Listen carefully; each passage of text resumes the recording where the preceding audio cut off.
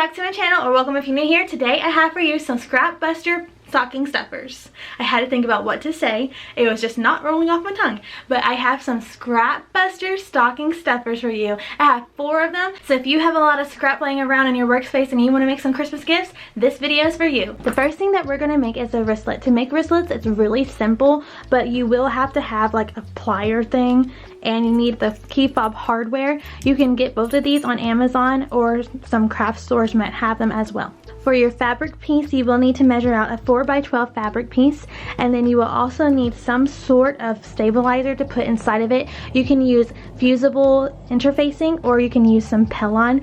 If you want it to be more stiff and sturdy, I would use a fusible interfacing, or if you want it to be a little bit more plush, you can use this like a Pellon like I have right here. If you're using Pellon, you want to measure it out to 1 inch.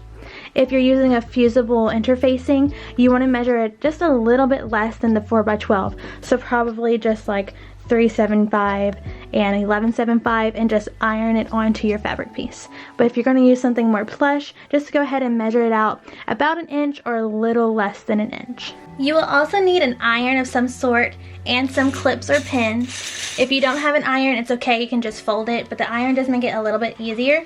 So if you do have an iron, just go ahead and get your iron ready, and you're going to fold your fabric in half and then iron on that crease. And then you're going to open it up and fold this side and this side to the line that you just made. If you used a fusible interfacing, then you can just go ahead and fold it down all the way and then iron right there, and then go sew a top stitch on this side and this side. But if you're using Pellon like I am, where it's just like a little strip of it, you want to just open that back up and then go ahead and put your Pellon in there. If it's too long, you can just cut off some extra. Mine's too long. And then you're going to fold that back down and then fold it over to the other side. If you're using Pellon, this is where the clips come in handy. If you use the interfacing, the fusible interfacing, then you can just go ahead and just press it and it should be good.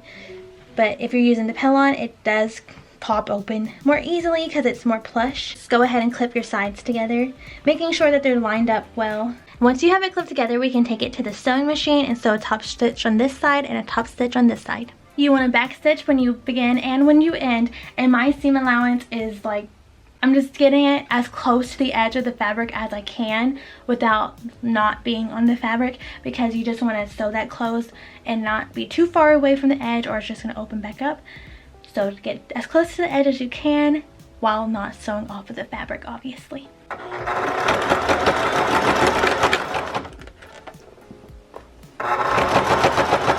This isn't necessarily necessary, but you can go ahead and cut off those strands if you want. You will need to cut them off eventually. It just doesn't have to be right now.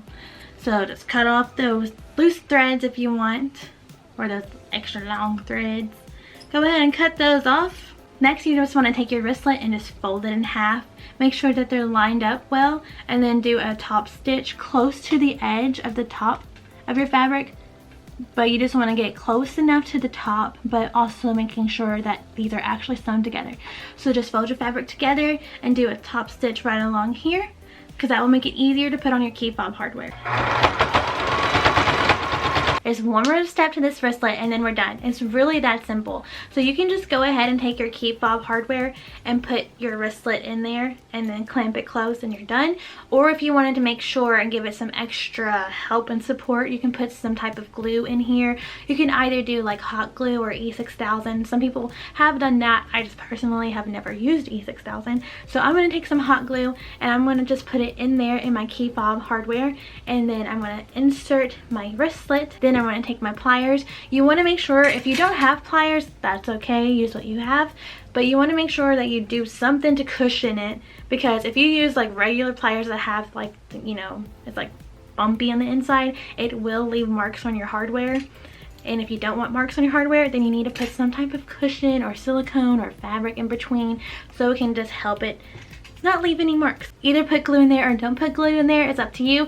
Then put in your wristlet and just clamp it closed, and then you're gonna have a wristlet. So that is how you make a wristlet, and this is how it turned out. So super cute. I will say the 4x12 measurements primarily work if you use an inch wide key fob. So if you use more than an inch wide, you may have to adjust your measurements a little bit. So if you want to keep it the same as the 4x12, just get an inch wide key fob. The next project that we're going to do is a bow charm. For the bow charm, I will say you can either use you can sew it by hand when we get to this specific spot, or you can use hot glue. So if you have a hot glue gun, go ahead and plug that up and get it ready. For the bow charm, you will need some type of hardware like this. You can either get it exactly like this with the hoop, or you can get one with a D, like a D ring, but you just need something like this to attach it to so you can hook it onto stuff. So you need something like this. You can get them off of Amazon or any craft store. You can use a rubber band to help put your pieces together, and you will need two 4.5 by 8.5 pieces of fabric. You will also need to make a piece of fabric to wrap around your bow. You can make it as wide and as long as you want,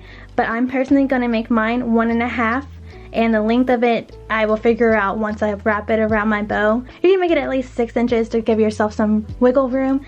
So make it 1.5 by 6 inches if you want to make it skinny like this, but you can make it wider if you would like to. Once you have that piece of fabric, you want to take it to your iron, fold it in half, press right here, open up this, and then fold it into that line on both sides and press it, and then fold it once again and press it, and then you can do a top stitch just on the side to close it, or you can do a top stitch on both sides to make it look a little neater. So we have 2 panels for our bow charms. For one of the pieces of fabric, you just want to fold it in half, and you can iron this to keep it closed, or you can just clip it, or you can just go ahead and take it to your sewing machine and do a top stitch right here. Always back stitch, you know the drill. For your other panel, you want to fold it in half, and you can iron it to help keep it on top of itself, and then fold it in half again and iron it if you want. You don't really need to. And what you want to do is you can either cut a diagonal line right here, or you can make a curve. I'm going to make a curve. So I'm going to take my fabric scissors, and you can do a diagonal like I said, or you can do a curve, and you just want to do that to the corner.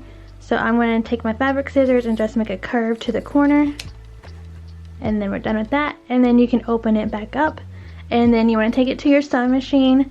You want to sew right here, stop and back stitch, hop over to right here, sew and back stitch when you begin and end. You want to leave a spot open in the middle so we can flip it right side out. So once again, with this piece that you did not cut, just sew a top stitch all the way from the beginning to the end. Make sure you back stitch when you start and when you end.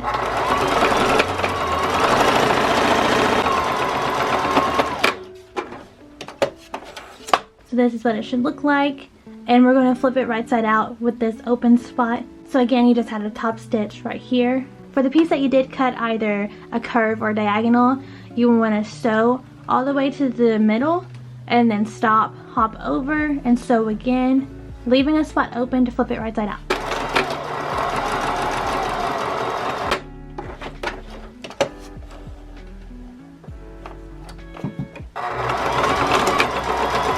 This is what it should be looking like. You should have this piece where you just top stitched right here, and then you should have this piece where you sewed right here, stopped, moved over here and sewed, and then you should have something like this for later.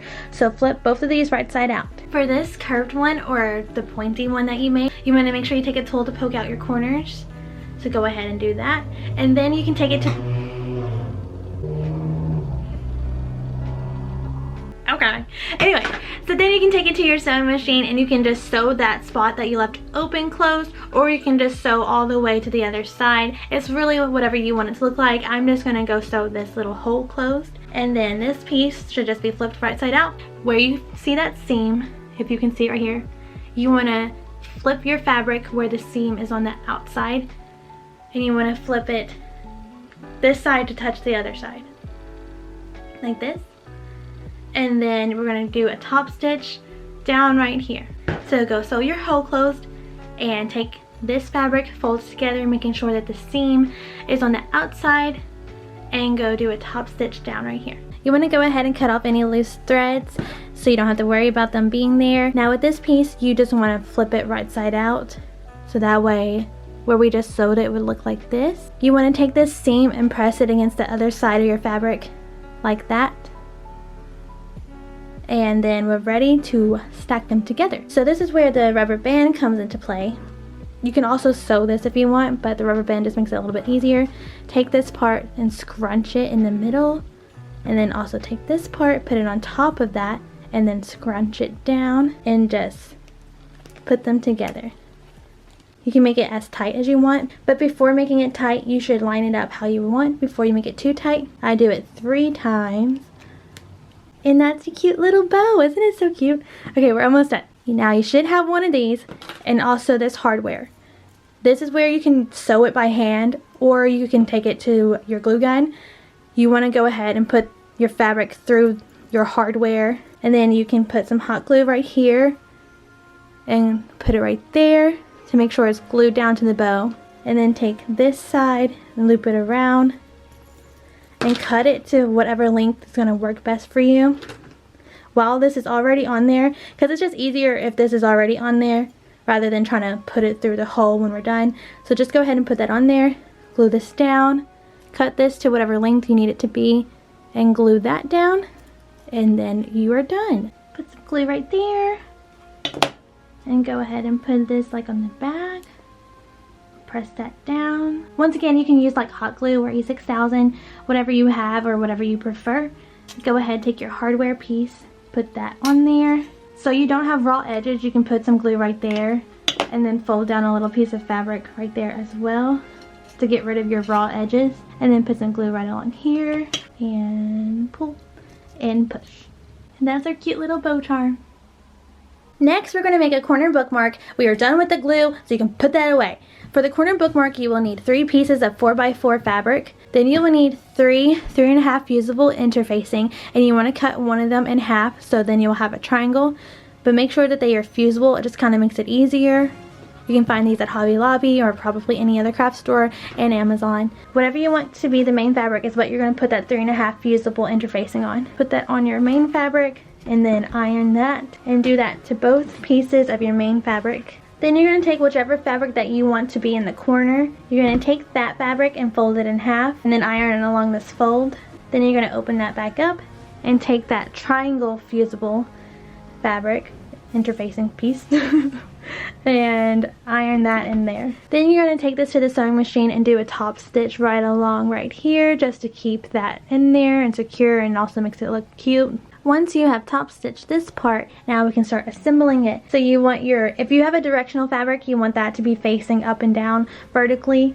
Then you're going to take your corner fabric and then put it in the corner, the right corner. Then you're going to take your other piece of fabric, making sure that the direction of the design is vertical, and then you're going to flip that over and put that on top, making sure that everything is lined up nicely. Then you want to take some pins or clips and just clip it on all sides except for the bottom, because we need a spot to turn it right side out. So what you want to do is you want to leave a spot open down here. So sew all the way around and stop with a spot in the middle, a big enough spot in the middle, but not too big because you want to make sure you already get those corners. So leave a spot in the middle open to flip it right side out. Make sure you put your needle into your fabric before you turn your fabric. And I'm just using the end of my presser foot for the seam allowance as I go all the way around. When you're done sewing it, just go around and cut off the corners, not too close to your sewing line, but go around and cut off your corners. Now you want to take your corner bookmark and flip it right side out through that hole that you left. So I like to try to get as close to the bottom as I can and start from there and start pushing it through the hole. So just push it through the hole, and then if you have a tool to poke out your corners, make sure you poke out your corners. So this is what it should be looking like. Now you want to take any of that extra fabric and just tuck it into itself to make it a nice way to lay the fabric on top of itself. So go ahead and do that. After you tucked in that fabric to make it where it lays on top of itself nicely, if you can see it. If you have an iron, you can just go ahead and press it, because that will make it a little bit easier to get it stacked on top of itself. Now that it's ironed, it's looking really good and nice. If you want to, or if you need to, you can take a clip or a pin and just put that where your hole is. If you ironed it, you probably don't need to. Then what you want to do is take it to the sewing machine, and you want to start from this corner, but make sure your needle does not catch this fabric. You just want to get the back of it. You don't want to get this little corner. Take this to the sewing machine and do a top stitch from here all the way to up here, and making sure it does not catch this fabric or it's going to be harder to put on your pages. So make sure you just move this out of the way and then put your needle into your fabric if you want, to make sure it doesn't catch this fabric before you start sewing. And then sew as close to the edge of your fabric, making sure that you actually close that hole.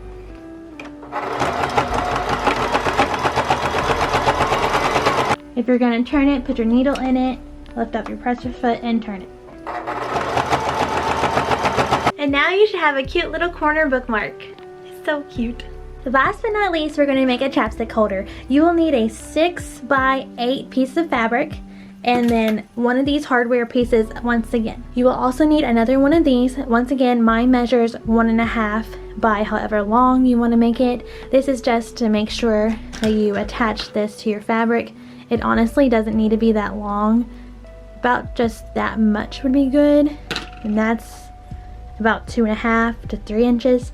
But once again, to make this, I just cut it 1.5 by, we'll say, 3 inches.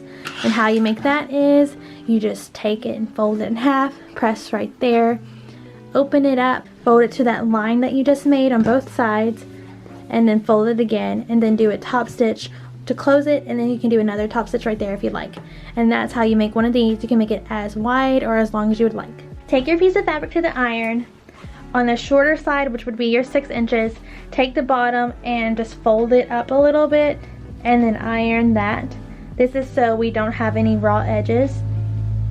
So just fold that and do that on both sides. Once you have both of those with a hem that you just created with your iron, you want to take your fabric and fold it in half.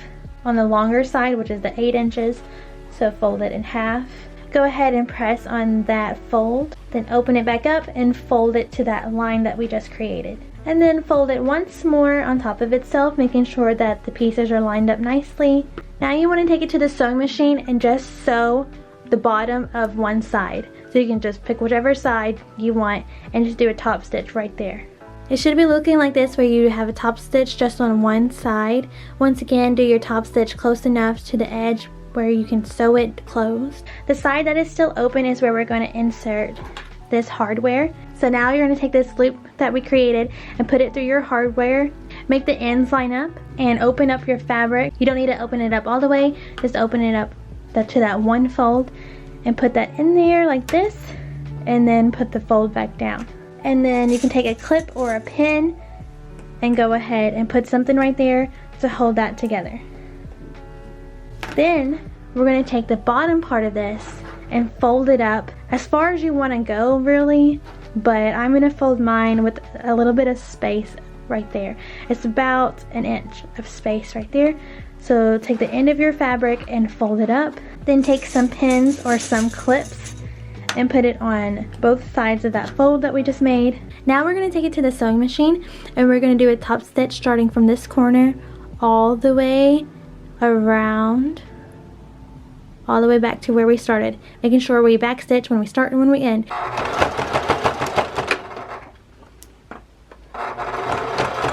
And that is how you make a chapstick holder. It should fit, I don't know, just about any chapstick, hopefully.